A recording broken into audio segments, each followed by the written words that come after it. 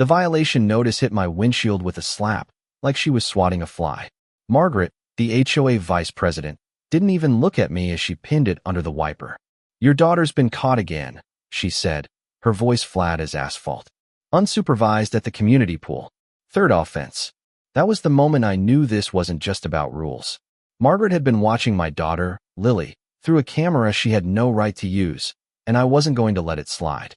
I leaned against my car in the humid August dusk of Maplewood Heights, Virginia, 2024, and stared her down.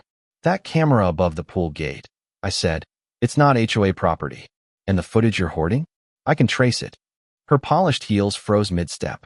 A few porch doors creaked open along the quiet street. If you've ever felt the rush of calling out a bully, you know why I didn't back down. This was about to become a fight worth watching. "My name's Daniel Hart. I've lived in Maplewood Heights for 8 years, a cybersecurity analyst who moved here to give my 11-year-old daughter, Lily, a safe place to grow up. My wife, Sarah, died 3 years ago, breast cancer, stage 4, gone before we could blink." The pool was Lily's escape, her slice of freedom in a world that felt too heavy sometimes. That lifeguard bench by the water, faded and peeling, was where Sarah used to sit, cheering Lily on as she splashed in her floaties. It's where Lily still leaves her towel, the same one Margaret used to justify her latest violation notice. But the photo attached to that notice wasn't from the HOA's official system. It had a timestamp, a device ID, and a faint audio ping in the metadata of a mic the HOA wasn't supposed to have. Margaret was using her own camera, hidden somewhere, and I knew the difference between safety and surveillance. In my line of work, I track patterns, not just code. People like Margaret think they're untouchable, cloaking power in the name of protection. But she didn't know I'd already started digging. The notice showed Lily adjusting her towel by the pool at 5:12 p.m., the frame zoomed in tight. No blur, no distortion. It wasn't a safety snapshot, it was targeted. But I was about to change that. The next day, I showed up early to the HOA's monthly meeting at the Maplewood Clubhouse, a stuffy room that smelled of coffee and bureaucracy. Margaret called these community forums, but they were just scripted votes sandwiched between stale donuts and wobbly chairs. She spotted me the second I walked in, her eyes narrowing like I'd spilled wine on her carpet. I took a seat near the front, close enough to be heard. Lily was at a friend's house. I wasn't dragging her into this. Margaret started with her usual spiel. Safety concerns have risen in shared spaces like the pool and park. A mom in the back raised her hand. Was my son's warning part of that? He got a notice for biking near the gate. Margaret didn't blink. "We don't discuss individual cases publicly." The mom shot back. "Then why was it posted on the neighborhood app before I even saw it?" The room stirred. A board member, Claire, shifted uncomfortably, her hands twisting under the table. I clocked her unease. She wasn't like the others. Margaret pressed on, announcing a minor expansion of the surveillance program: cameras at the playground, license plate scanners at the entrances. "Visual only," she emphasized, like it was gospel. I stood. "Can you confirm if any violation footage came from HOA-approved cameras?" The air tightened. Margaret smiled, thin and sharp. "Mr. Hart, this isn't the place for personal complaints." "It's a legal question," I said. "If private footage is hitting your servers, that's a liability." The room shifted, breaths held, chairs creaking. Margaret flipped through her binder, stalling. "Submit a privacy review form," she said. "Got one here?" I asked. She didn't. Someone snorted. Another whispered, "Classic." Margaret slammed her binder shut. "Let's move on." But she couldn't. Claire glanced at me, her jaw tight, like she was holding back a scream. After the meeting, I caught up with the mom from earlier, Tara, outside in the sticky Virginia heat. "Your son got a notice too?" I asked. "Yeah, for loitering by the gate," she said, shaking her head. The photo was crystal clear, zoomed in. They wouldn't show me the raw footage. I nodded. The cracks were showing. Margaret's control relied on people staying quiet, but silence was breaking. That night, a cream-colored envelope appeared in my mailbox, no stamp, just Lily's name in bold. It wasn't a notice, it was a formal warning. Child endangerment, parental neglect, pending review. My stomach dropped. They were threatening to ban us from the pool, park, even the clubhouse for 90 days. Margaret wasn't just enforcing rules, she was trying to bury us. I sat at the dining table, staring at the letter, The same table where Sarah used to help Lily with her math homework. This was escalation, a power play to shame me into submission. But I don't fold under pressure, I dissect it.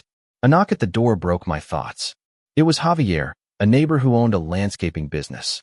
He held up an identical envelope. His wasn't about his kits, it was about a camera on his garage, flagged as unauthorized surveillance because it faced the street. They're hitting anyone who's spoken up, I said, showing him my letter. Javier whistled. She's coming for Lily now? She already did, I said. This is round 2. We counted 5 families who'd gotten notices in the past week, all with kids, all who'd questioned the HOA. You think she's hiding something? Javier asked. I know she is, I said. She's storing photos of kids in a private cloud, not the HOA's. I traced it. His eyes widened. You're going after her? Not yet, I said. But soon. In my office, I opened the data I'd mirrored from Margaret's last notice. The photo of Lily came from a Nest Cam, not the HOA system, linked to a personal Gmail account, M_Riley24. Her private cloud held 52 images, sorted by last name Hart, Lopez, and Gwen Patel. Kids at the pool, the playground, tying shoes, fixing hair. Then I drafted a flyer, what your HOA isn't telling you, with a QR code linking to a teaser folder enough to spark outrage, not enough to tip Margaret off. At 4 a.m., I printed 60 copies at a 24-hour shop, paid cash, and slipped them under the windshields of minivans and SUVs with car seats. By noon, the neighborhood's private Facebook group was buzzing 53 likes, 22 comments, 4 shares. The HOA sent a defensive email about secure community recordings. Too late. Margaret had felt the ripple. Claire showed up at my door that night. Hoodie up, no board member polish. Margaret's pushing to suspend you from the clubhouse, she said. She already did, I said, showing her the letter. Claire chewed her lip. I checked the board reports. None list personal devices as the source. She's hiding it. I nodded. You've seen the photos? A small nod. They're not just violations. They're threats. Claire sank onto my couch. I signed off on those reports. I didn't know. I leaned in. You can help me. Not now, but soon. She nodded, eyes hard. I'll make her talk. At the meeting. 2 nights later, Claire handed me a flash drive. 3 audio files, boardroom chatter, Margaret's voice clear. If we don't control the pool, we lose leverage over these families, she said in one. In another, alone, she mused, Hart's kid is bold. These photos matter. Parents don't listen until their image is at stake. The 3rd file was chilling. By the time they realize what I've collected, they'll back down to avoid embarrassment. I clenched my jaw. This was enough for the police. But Claire was right, it wasn't enough for the neighborhood. We needed outrage. The HOA meeting was packed, the clubhouse humming with tension. Parents clutched coffee cups, phones out, ready to record. I sat near the front with Claire, who looked steady, her hands calm for the first time. Margaret swept in, coral blazer gleaming, smile tight. Due to the turnout, we'll limit comments to 1 per household, she said. Boos rippled. She pushed her surveillance expansion playground cameras, license plate scanners. Proactive safety, she called it. Claire stood. The room froze. I have a statement, she said, unfolding a paper. I've seen photos of kids saved without consent, emailed from personal accounts, stored on private clouds. This isn't safety. It's control. The crowd erupted.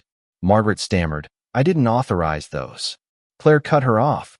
Your Gmail's on the logs. I stood, holding the flash drive. This is every move you've made for a year, timestamped, verified. You stored kids' photos in public folders. You shared them. The room roared. A dad shouted, That's my son's picture. A mom waved a flyer, yelling, We trusted you. Margaret backed from the podium, pale. These are baseless, she said. I stepped closer. Forensic fact isn't a vendetta. A board member moved to suspend her. Another seconded. The vote was 3-1. Security escorted her out as she hissed, This isn't over. I met her eyes. Yes, it is. The next morning, Lily and I walked to the pool. The air was soft, the sprinklers whispering. A new sign hung on the gate, surveillance suspended, violations nullified. Lily sat on the lifeguard bench, Sarah's old spot, now repainted with a plaque, guarded by community, washed with consent. I exhaled. Claire joined us, coffee in hand. They're rewriting the bylaws, she said. Privacy first. Javier walked up. Parents meet up tonight. No rules, just burgers. I nodded. Margaret was gone, facing a city inquiry. The reporter's article had gone viral, shared across news outlets. Maplewood Heights wasn't just a way kite was alive. But here's where it gets messy. Was Margaret a predator or just a control freak who went too far? Should we have gone to the police first instead of the public? And what happens when a community takes justice into its own hands, right or reckless? Drop your thoughts below. Have you faced an HOA like this? Where are you watching from? Hit subscribe and share your story. Let's keep this fight alive.